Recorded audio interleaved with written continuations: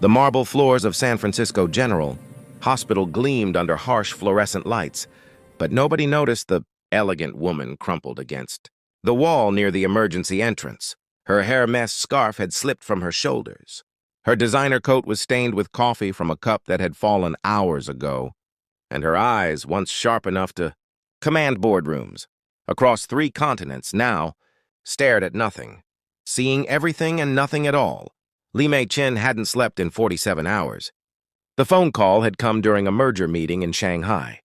Her daughter Emma had collapsed at Stanford. Bacterial meningitis. Critical condition.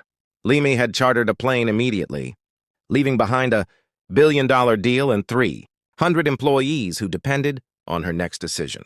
None of that mattered. Nothing mattered except getting to Emma. But at the hospital, everything had become a nightmare of bureaucracy and indifference. The woman at the registration desk had barely looked up when Li Mei tried to explain, her English fracturing under stress and exhaustion. You need different form. Social worker come Monday. It was Saturday night. Her daughter was somewhere in this building and Li Mei couldn't find her. Couldn't reach her. Couldn't hold her hand and tell her that everything would be all right.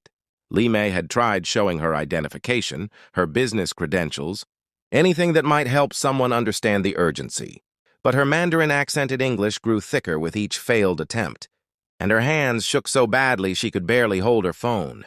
The few staff members who passed by averted their eyes. One nurse had stopped briefly, but when Li Mei couldn't immediately articulate what she needed, the nurse had mumbled something about being short-staffed and hurried away. Hours blurred together. Li Mei approached the desk 3 more times. Each time, a different person told her something different. Wait here. Go there, fill this out, come back later. She stood in lines that led nowhere. She sat in chairs that offered no comfort.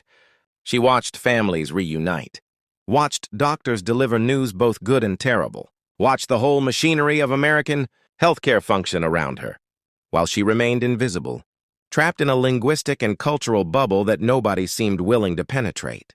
She thought about calling her assistant in Shanghai, but what could anyone do from 8,000 miles away?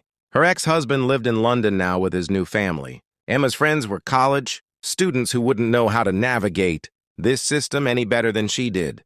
Li Mei had built an empire on her ability to solve problems, to find solutions where others saw obstacles. But here she was powerless.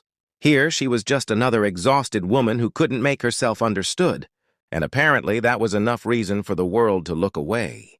By the time the evening shift began, Li Mei had slumped against the wall, her expensive handbag on the floor beside her, her phone dying because she couldn't find the words to ask where to charge it.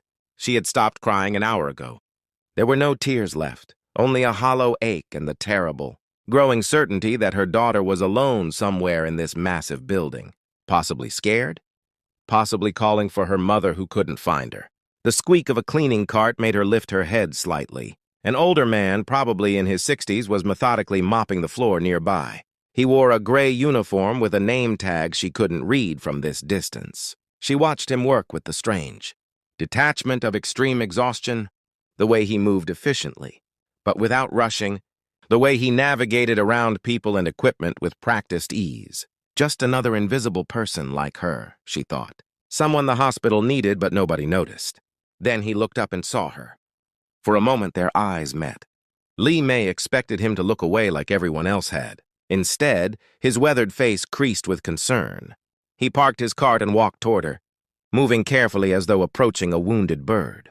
"How are you?" The Mandarin words fell into the sterile air like rain on parched earth. Li Mei's head snapped up. You speak Chinese?" "I speak Chinese," he confirmed, kneeling beside her despite his obvious age and the protest of his joints. His name tag read Roberto Martinez, but his Mandarin, while accented, was clear and warm. "What's wrong? You look like you've been here a long time." The dam broke. Words poured out of Li Mei in rapid Mandarin. About Emma, about the meningitis, about the forms and the bureaucracy and the terrible, crushing feeling of being so close to her daughter but unable to reach her. Roberto listened intently, nodding, his eyes reflecting understanding that transcended language. "I know where the ICU is," he said gently when she finally paused for breath. "I've worked here 23 years. Let me help you." But, but they said I need forms, approval. Roberto smiled. A knowing smile that spoke of decades navigating institutional labyrinths. Sometimes you need someone who knows which doors to knock on. Come. He stood, offering his calloused hand to help her up. He led her through corridors she'd walked 3 times before, but this time he stopped at nurses' stations and spoke to people by name. Maria, this is Ms. Chen. Her daughter Emma was admitted this morning with meningitis. Can you check the system? His English was fluent, confident, and somehow, when he vouched for her, doors opened. Within 15 minutes, they found Emma's room. She was unconscious but stable, her face peaceful under the tangle of tubes and monitors. Limei collapsed into the chair beside the bed, grabbing her daughter's hand and finally breathing. Roberto stood in the doorway smiling. I'll go now. I have floors to finish. Wait. Limei stood, still holding Emma's hand. Why did you learn Chinese? How did you know to help me? His expression grew distant, touched by memory. 30 years ago, I came here from Mexico. Spoke no English. I was in a car accident, needed surgery, and I was so scared. A Chinese doctor, Dr. Wang, stayed late on his day off to explain everything to me in Spanish. He'd learned it to help patients like me. He said language should never be a barrier to care. Roberto's eyes glistened.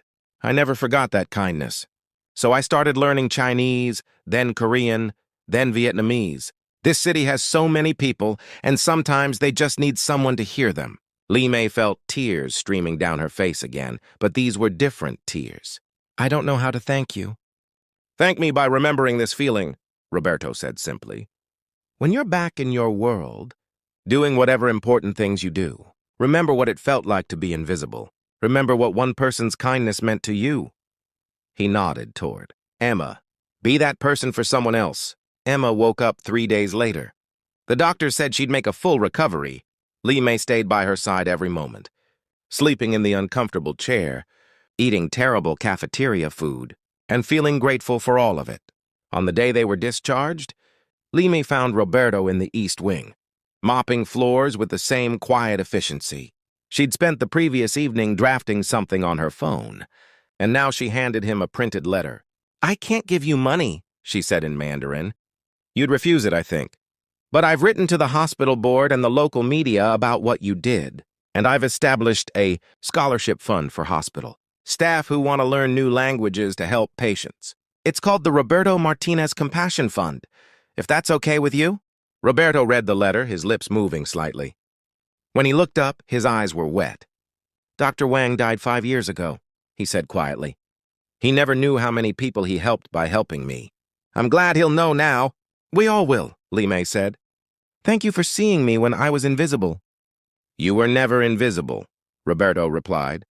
You just needed someone to look.